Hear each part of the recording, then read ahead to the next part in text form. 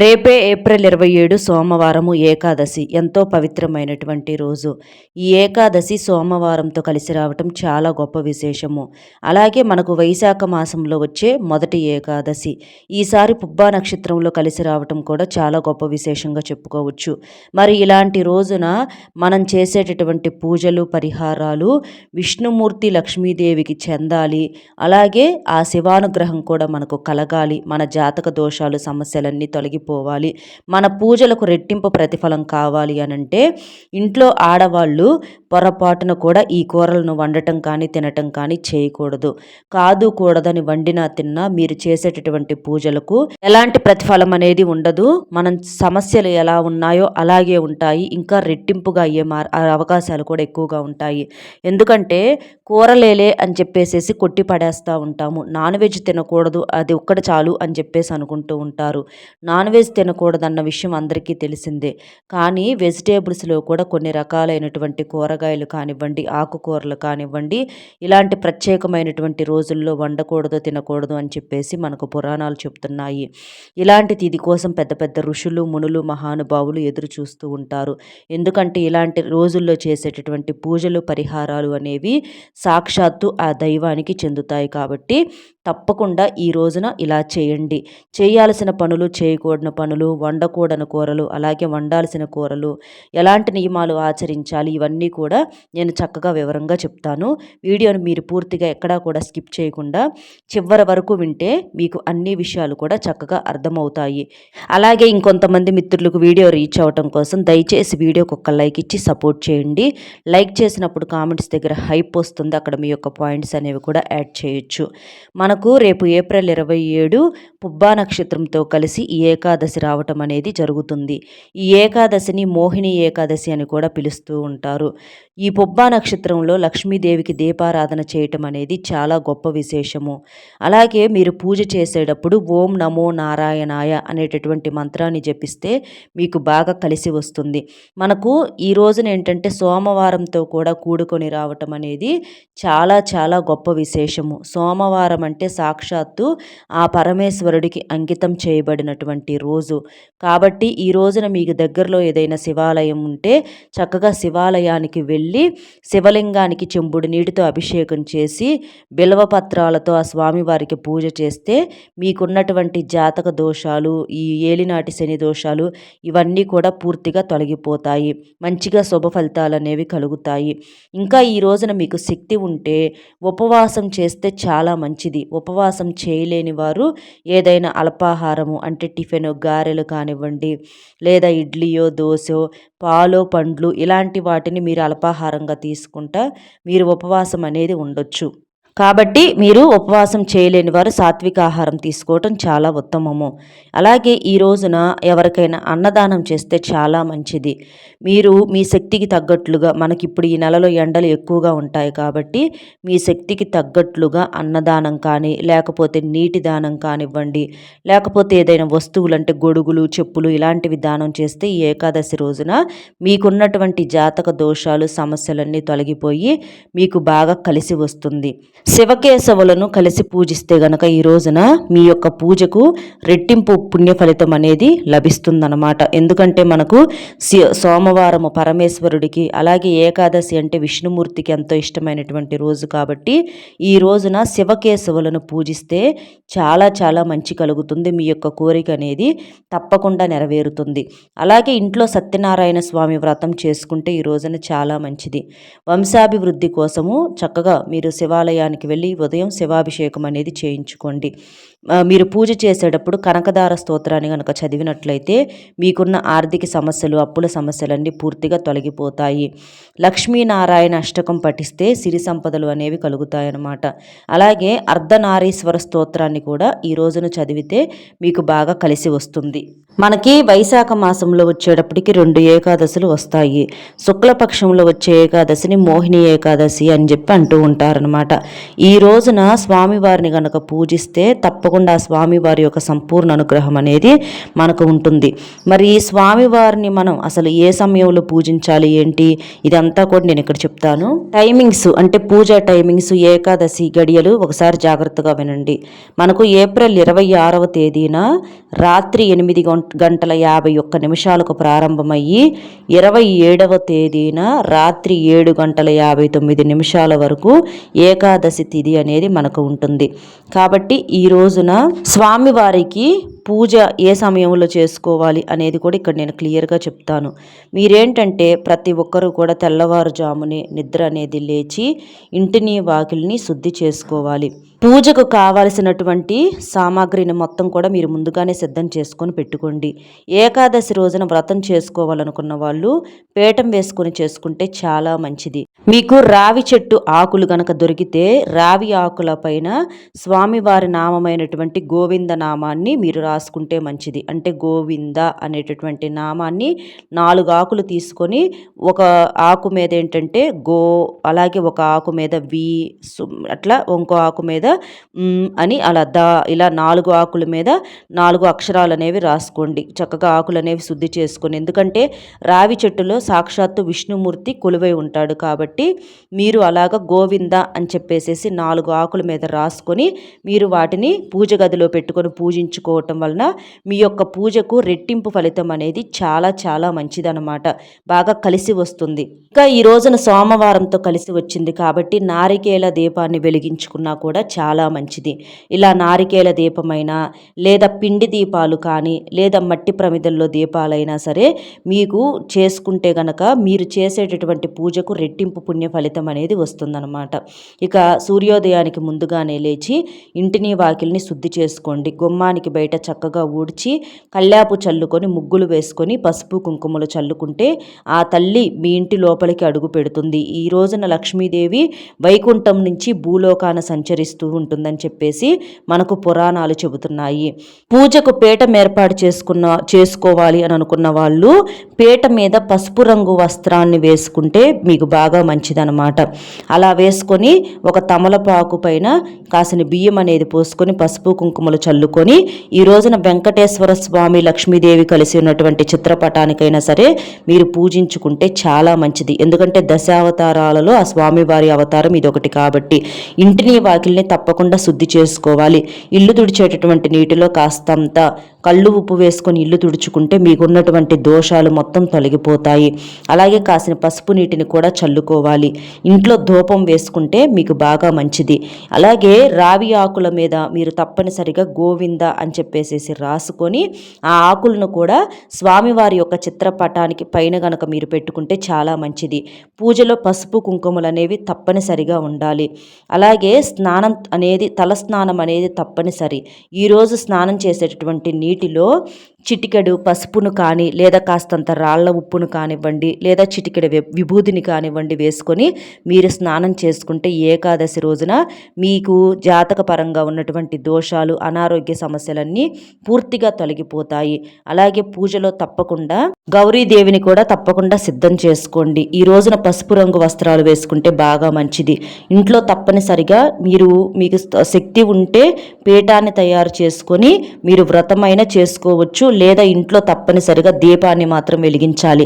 అలా చేయటం వలన మీకు బాగా కలిసి వస్తుంది. మీకున్నటువంటి వ్యాపారాల్లో సమస్యలు కావచ్చు, ఉద్యోగంలో ఇబ్బందులు కావచ్చు, ఇవన్నీ పూర్తిగా తొలగిపోతాయి. ఈ రోజున తులసి కోట దగ్గర కూడా పూజిస్తే చాలా మంచిదనమాట. పీఠాన్ని తయారు చేసుకోవాలనుకున్న వాళ్ళకి ఒక్కసారి నేను చెప్తాను వినండి. మీరేం చేస్తారంటే పీట తీసుకొని చక్కగా పసుపు రాసి కుంకుమ బొట్లు పెట్టేసేసి అష్టదళ పద్మం బియ్యం పిండితో మీరు ముగ్గు అనేది వేసుకోండి. అలాగే పూజకు మీరు పసుపు రంగు వస్త్రాన్ని సిద్ధం చేసుకోండి. తమలపాకులు అనేవి పెట్టేసి బియ్యం వేసేసి మీరు ఇత్తడి ప్లేట్ అనేది ఒకదాన్ని తీసుకోవాలన్నమాట. ఇప్పుడు దాంట్లో వచ్చేటప్పటికి ఆ ఇత్తడి ప్లేట్లో 3 గుప్పెట్లు బియ్యం అయితే పోసుకోవాలి. తర్వాత దానిపైన కూడా కొద్దిగా పసుపు కుంకుమలు అనేవి వేసేసి ఒక రావి ఆకు అయితే దాని మీద పెట్టుకోవాలి. మీ దగ్గర స్వామివారి విగ్రహం ఉంటే స్వామివారి విగ్రహం అనేది పెట్టుకోండి, లేకపోతే విష్ణుమూర్తి లక్ష్మీదేవి యొక్క చిత్రపటాన్నైనా మీరు పెట్టుకోవచ్చు. పూజ వచ్చేటప్పటికి మీరు తెల్లవారుజామున చేస్తే చాలా మంచిది. అంటే 5 గంటల నుంచి 7 గంటల లోపు స్వామివారికి పూజ చేసుకుంటే చాలా చాలా మంచిది. లేకపోతే మీకు కుదరలేదు అని అనుకోండి, కనీసం ఉదయం 10 గంటల లోపైన స్వామివారికి పూజ చేసుకుంటే చాలా మంచిది. అది కూడా కుదరదు అని అనుకున్న వాళ్ళు సాయంత్రం పూట అయినా సరే మీరు పూజ అనేది చేసుకోవచ్చు అనమాట. సాయంత్రం వేళలో అయితే 6 నుంచి 8 గంటల లోపు పూజ అనేది చేసుకోవాలి. ఈ రోజున మీరేంటంటే రావి ఆకు పైన దీపాన్ని వెలిగిస్తే మీ యొక్క పూజకు రెట్టింపు ఫలితం అనేది లభిస్తుంది. రావి ఆకులు గనక మీకు అందుబాటులో లేకపోతే తమలపాకు పైన కానీ లేదా ఇత్తడి ప్లేటులు ఉంటాయి కదా, చిన్న చిన్న ప్లేట్లు, వాటిట్లోనైనా సరే మీరు దీపారాధన చేస్తే చాలా చాలా మంచిది. మీకు ఆవు నెయ్యి గనక అందుబాటులో ఉంటే ఆవు నెయ్యితో దీపారాధన చేసుకోండి, లేదా నువ్వుల నూనెైనా కొబ్బరి నూనెైనా వాడుకోవచ్చు. పసుపు రంగు ఒత్తులతో దీపారాధన చేస్తే బాగా కలిసి వస్తుంది. అంటే ఒత్తులకు కాస్తంత పసుపును రాసేసి చక్కగా అలా చేసుకోండి. అలాగే పూజలో జవ్వాజీ పౌడర్ను కూడా ఉంచుకోండి. అలాగే మీరు దీపారాధన వెలిగించేటప్పుడు చాలామంది అగ్గి పుల్లలతో వెలిగిస్తారు. అలా ఎప్పుడూ కూడా చేయకూడదు. ఏకహారతితో దీపారాధన చేయాలి. ముందుగా దీపాలన్నీ వెలిగించి చక్కగా స్వామివారికి మీ యొక్క కోరిక అయితే చెప్పుకొని నమస్కారం అనేది చేసుకోవాలి. అలాగే హారతి ఇచ్చినప్పుడు కూడా హారతిని డైరెక్ట్గా నేల మీద అనేది పెట్టకూడదు. ఏదైనా ప్లేట్ ఉంచి దాని మీద పెట్టాలి. తర్వాతే హారతిని స్వామివారికి సమర్పించి మనం తీసుకోవాలి. పసుపు, కుంకుమ, అక్షింతలు, పువ్వులు అన్నీ కూడా వేసి ముందుగా ఆ స్వామివారికి దండం పెట్టుకోండి. ఆ తర్వాత వినాయకుడి పూజను కూడా మనం చేసుకోవాలి. మీ పూజా మందిరంలో వినాయకుడు ఉంటాడు కాబట్టి ముందుగా వినాయకుడికి పూజ చేసుకున్న తర్వాత స్వామివారిని పూజ చేసుకుంటే చాలా మంచిది. పసుపు, కుంకుమ, అక్షింతలు, పువ్వులు వేసి అగరబత్తులతో చక్కగా ధూపం చూపించి స్వామివారికి నమస్కారం చేసుకోండి. భూలోకంలో సంచరిస్తున్నటువంటి ఆ నారాయణుడు మా ఇంటికి వచ్చి మా శక్తికి తగ్గట్లుగా మా పూజను స్వీకరించి ఆ స్వామివారి యొక్క ఆశీస్సులు మాకు కలగాలని చెప్పేసి నమస్కారం అనేది చేసుకోండి. పూజలో తప్పనిసరిగా తులసి దళాలు కూడా ఉండేలాగా చేసుకోండి. పూజ చేసేటప్పుడు ఓం నమో నారాయణాయ అని కానీ ఓం నమో భగవతే వాసుదేవాయ అనేటటువంటి తేలికైనటువంటి మంత్రాలను మీరు చదువుకుంటూ పూజ చేసుకోండి. ఒకవేళ మీకేంటంటే దగ్గరలో కనుక దేవాలయం ఉంటే గుడికి వెళ్ళి అక్కడ ధ్వజస్తంభం దగ్గర కూడా దీపం పెట్టి స్వామివారికి పూజించుకోండి. స్వామివారికి తులసి మాలను సమర్పించండి. ఆ స్వామివారిని దర్శించుకుంటే ఈ రోజున మీకున్న జన్మజన్మల పాపాలు, దోషాలు తొలగిపోతాయి. కాబట్టి చక్కగా ఇలాంటి నియమాలు అనేవి మీరు ఆచరించండి. ఇంకా ఏకాదశి ముందు రోజు దశమ అనేది కూడా వస్తుంది కాబట్టి ఈ దశమ రోజు రాత్రి ఏదైనా మీరు అంటే భోజనం అనేది చేయకుండా ఉపవాసం ఉండగలిగితే చాలా మంచిదన్నమాట. అంటే ఈరోజు నైట్ మనకు రేపు ఏకాదశి కాబట్టి ఈరోజు మనకు ముందుగానే మనకు స్టార్ట్ అవుతుంది కాబట్టి మీరు సాయంత్రం నుంచి కూడా ఉపవాసం ఉంటే చాలా మంచిదన్నమాట. అంటే అల్పాహారమైన తీసుకోవచ్చు ఉండలేని వాళ్ళు. కాబట్టి రాత్రి వేళలో గోధుమ రవ్వతో చేసినటువంటి ఉప్మా కానివ్వండి, లేదా టిఫిన్, ఇడ్లీ, దోశ ఇలాంటివి తీసుకుంటే మీకు మంచిది, బాగా కలిసి వస్తుంది. మరుసటి రోజు ఏకాదశి పూజకు కూడా రెట్టింపు పుణ్య ఫలితం అనేది లభిస్తుంది. కాబట్టి చక్కగా స్వామివారికి పూజ అనేది చేసుకోవచ్చు. ఇంకా ఈ రోజున చేయగలిగితే జాగరణ కూడా చేస్తే చాలా చాలా మంచిది. అలాగే స్వామివారి పాదాల దగ్గర కర్పూర బిళ్ళలతో పూజ చేస్తే చాలా మంచిది. 108 కర్పూర బిళ్ళలు కానీ, లేదు అనుకుంటే 51 కానీ, లేదా కనీసం 21, 11 కానీ కర్పూర బిళ్ళలు తీసుకొని ఆ స్వామివారి పాదాల దగ్గర ఒక్కొక్కటి పెడుతూ పూజనైతే చేసుకోవాలి.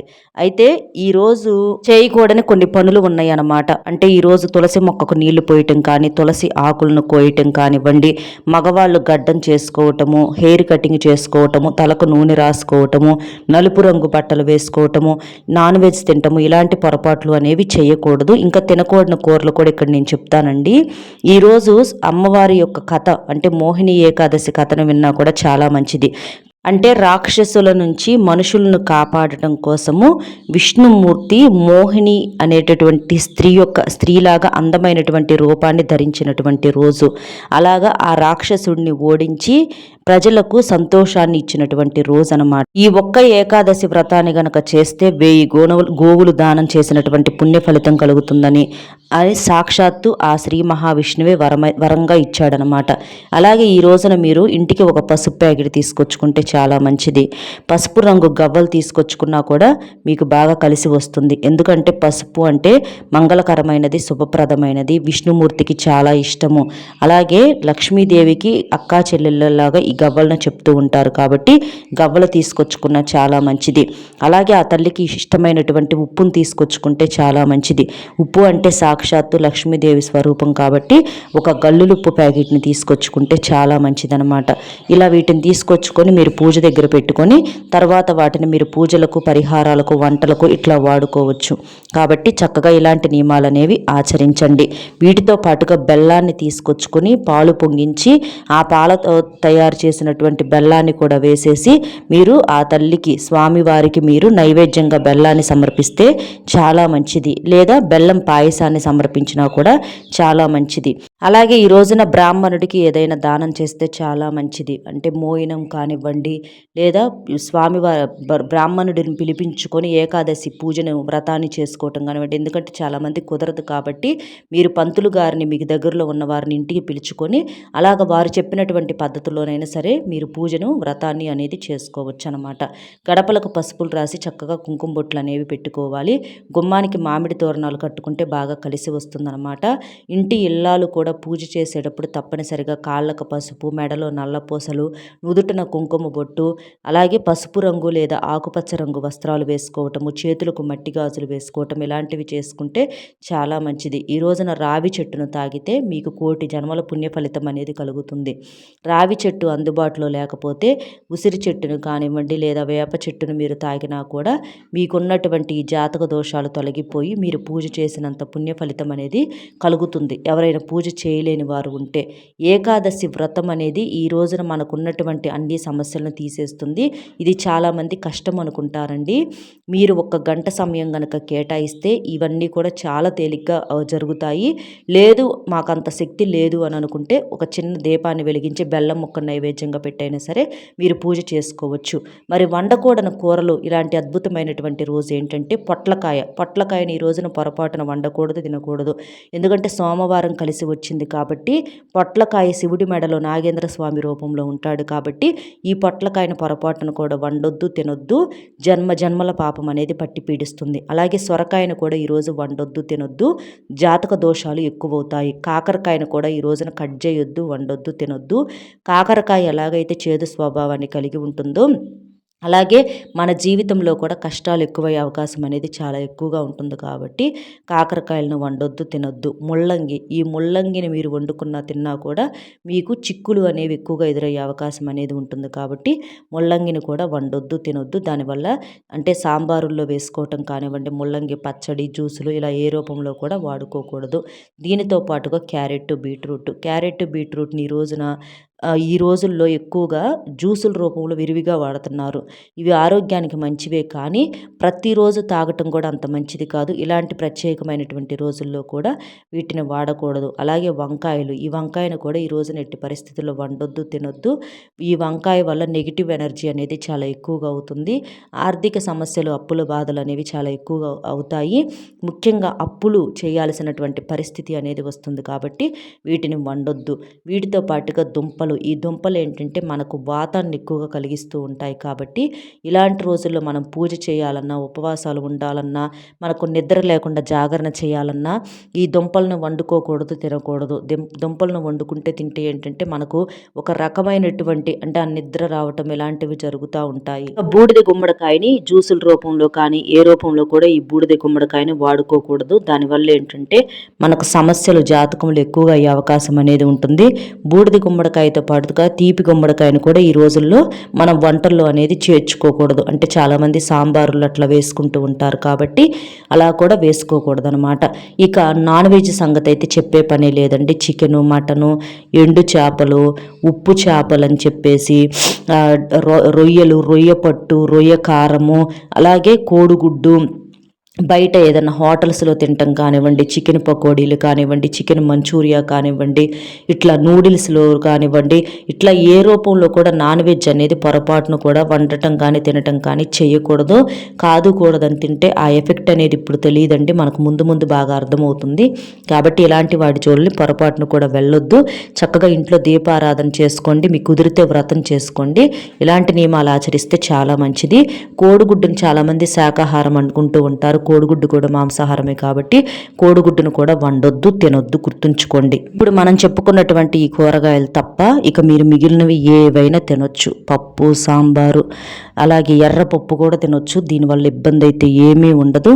అలాగే మిగిలిన కూరగాయలు ఇవి తప్ప ఇక మిగిలినవి బెండకాయలు, దొండకాయలు ఇలాంటివి మొత్తం కూడా అన్ని రకాలు మీ ఇష్టాన్ని బట్టి మీరు వండుకొని తినొచ్చు. ఇవి మనం చెప్పినవి తప్ప. ఇది మీరు గుర్తుంచుకోండి. అంటే ఇక మొత్తం ఏదేదో తినకూడదని చెప్తూ ఉంటారు. అంటారు. అవన్నీ మానుకోవలసినటువంటి అవసరం అయితే లేదు. మనం చెప్పుకున్నంత వరకు మీరు పక్కన పెట్టేసేస్తే సరిపోతుందన్నమాట. అర్థమైంది కదండి, ఏం చేయాలి, ఏం చేయకూడదు, ఎలాంటి పొరపాట్లు చేయకూడదు, ఏ సమయంలో పూజ చేసుకోవాలి, ఇలాంటివన్నీ కూడా మన వీడియో మీకు నచ్చింది అనుకుంటున్నాను. నచ్చితే తప్పకుండా వీడియోకి ఒక లైక్ ఇచ్చి సపోర్ట్ చేయండి. లైక్ చేసినప్పుడు కామెంట్స్ దగ్గర హైప్ వస్తుంది, అక్కడ మీకు పాయింట్స్ అనేవి యాడ్ చేయొచ్చు. మీకు తెలిసిన ఫ్రెండ్స్ ఎవరైనా ఉంటే షేర్ చేస్తే హెల్ప్ అవుతుంది. మొట్టమొదటిసారిగా మన ఛానల్ చూస్తుంటే సబ్స్క్రైబ్ చేసుకొని సపోర్ట్ చేయండి. కామెంట్ బాక్స్లో ఓం నమో భగవతి వాసుదేవాయ అనే కామెంట్ చేయండి. మరో మంచి విశేషంతో మళ్ళీ కలుద్దామండి. నమస్కారం.